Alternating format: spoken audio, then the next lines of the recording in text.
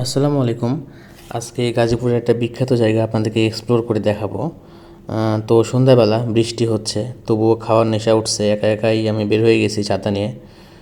আমি চলে আসলাম ভাওয়াল মির্জাপুর এলাকায়। এটা হচ্ছে গাজীপুর সদরের মধ্যেই একটা বাজার আর কি, বেশ বড় সড়ো বাজার।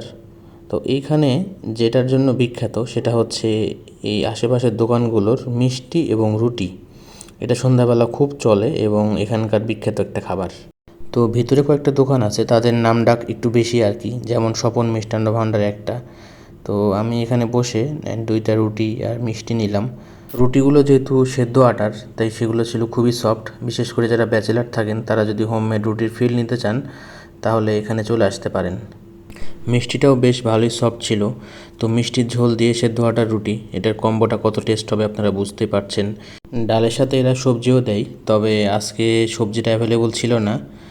আর প্রতি পিস রুটির প্রাইস ছিল 10 টাকা করে, মিষ্টি 20 টাকা আর ডাল ছিল 10 টাকা। এছাড়া এখানে বিভিন্ন রকমের মিষ্টি এবং জিলাপিও অ্যাভেলেবল থাকে। আর এই খাবারটাকে আমরা আমাদের আঞ্চলিক ভাষায় বলি গজা বা খাজা। এখানে সকাল এবং সন্ধ্যা দুই বেলায় কিন্তু রুটির কর্মযজ্ঞ চলে, তবে সন্ধ্যার দিকে একটু লোকজন বেশি হয়। আশেপাশে দেখছেন এগুলো সবই কিন্তু মিষ্টির দোকান এবং প্রতিটা দোকানেই কিন্তু সন্ধ্যার সময় রুটি আর মিষ্টি বিক্রি হয়।